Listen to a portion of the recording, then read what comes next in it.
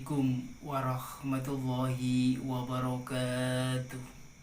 Bismillahirrahmanirrahim. Qala musannifu rahimallahu ta'ala wa nafa'ana bihi wa biulumihi fid dharaini amin amin ya rabbal alamin. Santriwan santriwati jamaah yang dirahmati oleh Allah Subhanahu wa taala. Alhamdulillah, di malam hari ini kita sampai di surah Al-Am.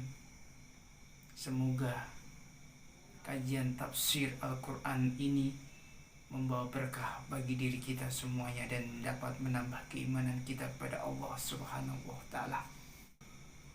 Surah Al-Am Makkiyatun, diturunkan di Mekah. Illa wa ma huwa qadarullah ayatan salasah.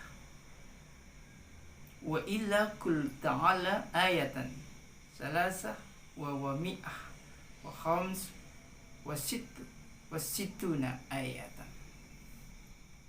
Yakni surah Al-Am diturunkan di Mekah Al-Mukarramah sebanyak 165 ayat, kecuali ayat yang ke-20, 23, 91, 93, 114, 141, 151, 152 dan 153 diturunkan di Madaniyah, di Madinah.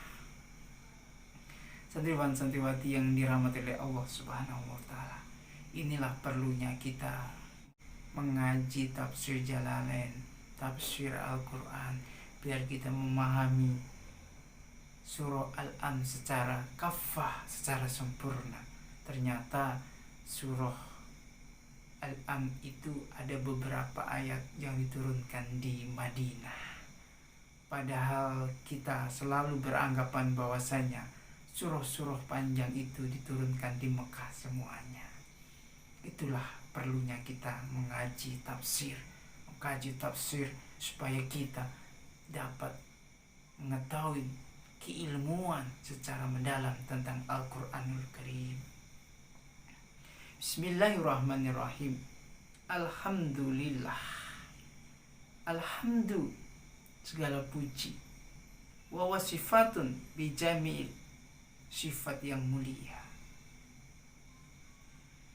Allah yang sudah memberikan rezeki kepada kita, yang sudah memberikan kita berbagai macam yang kita inginkan, diberikan gratis oleh Allah Subhanahu wa taala.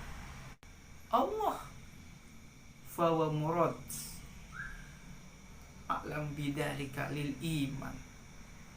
Allah, makna yang terdalam di dalamnya hanya Allah yang mengetahuinya. Inilah tafsir Jalalain. Santriwan-santriwati jamaah yang dimuliakan oleh Allah Subhanahu wa taala, menjelaskan secara terperinci yang terdalam di dalam kandungan Al-Quranul Karim itu sendiri. Khalaqas samawati wal ard. Allah menciptakan langit dan menciptakan bumi. Samawati itu jamak, bahwasanya langit itu ada beberapa tingkatan, tidak hanya satu sebagaimana yang kita lihat, tetapi samawat beberapa lapis. Kalau kita melihat ilmu fisika, maka ada beberapa lapis ketika kita ingin keluar angkasa. Ada lapisan-lapisan atmosfer yang harus kita lalui di dalam penerbangan angkasa. Ada gravitasi bumi, ada yang lain-lainnya sebagaimana dijelaskan di dalam orang-orang ahli di bidang fisika. Wal ardi, dan bumi itu berlapis-lapis sampai ke dalam. Semakin kita ke dalam, kita bor ke dalam, maka ada beberapa lapisan tanah yang rupanya berbeda-beda. Itulah kekuasaannya Allah Subhanahu wa taala. Itulah keesaannya Allah Subhanahu wa taala yang sampai saat ini belum ada tertandingin oleh makhluk-makhluk lain yang bisa membuatnya kecuali Allah Subhanahu wa taala. Wa ja'ala dhulumat wan nur, dan Allah Subhanahu wa taala menciptakan gelap dan terang. Jadi perputaran bumi siang dan malam itu semuanya menandakan bahwasanya bumi ini ada yang menciptakan. Siapa itu?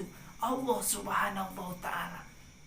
Kalau kita tidak memahami secara jelas berdasarkan surah Al-Am ayat ke-1, maka alangkah ruginya kita sebagai manusia yang hidup di permukaan bumi ini, tidak mengetahui keilmuan tentang keesaan Allah Subhanahu wa Ta'ala. Tidak berputar begitu saja. Perubahan yang terjadi siang ke malam, dari gelap ke terang, itu semuanya Allah Subhanahu wa Ta'ala yang membuatnya. Perputaran bumi ini ilmu sains dan teknologi. Al-Quran bicara sains, Al-Quran bicara teknologi. Tinggal bagaimana kita mengkupasnya secara mendalam tentang ayat-ayatnya Allah Subhanahu wa Ta'ala. Sumalladzina kafaru bi rabbihim ya'dilun. Kemudian orang-orang kafir menyekutukan, tidak mempercayai semuanya itu bahwasanya itu ciptaan Allah Subhanahu wa Ta'ala. Orang kafir itu punya Tuhan tersendiri, bukan Allah. Tuhan yang dia ciptakan sendiri, Tuhan yang diagungkan sendiri. Itulah orang-orang kafir, orang-orang yang tidak beriman kepada Allah Subhanahu wa Ta'ala. Santriwan-santriwati yang dirahmati oleh Allah Subhanahu wa Ta'ala, kita lanjutkan ayat yang berikutnya. Walladzi, dan orang-orang khalaqakum, diciptakanlah kamu semuanya, min tin, dari segumpal tanah. Kita semua itu diciptakan oleh Allah Subhanahu wa Ta'ala hanya dari tanah yang tiap hari kita injak-injak, yang tiap hari kita jadikan landasan kita untuk beraktivitas di permukaan bumi. Itulah aslinya kita semuanya. Maka tidak ada yang bisa kita sombongkan dari dalam diri kita, karena kita berasal dari tanah. Summa qada ajalah, sesudah itu ditentukan ajalnya, ditentukan kematian kita. Kematian kita sudah digariskan oleh Allah Subhanahu wa Ta'ala. Kullu nafsin dha'iqatul maut.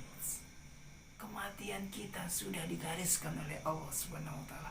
Kita sudah diciptakan oleh Allah dari tanah, dan kematian kita sudah ditentukan oleh Allah Subhanahu wa Ta'ala ketika Allah meniupkan ruh pada jasad kita. Jadi tidak usah takut hidup di dunia ini, santriwan-santriwati jamaah yang dirahmati oleh Allah Subhanahu wa Ta'ala.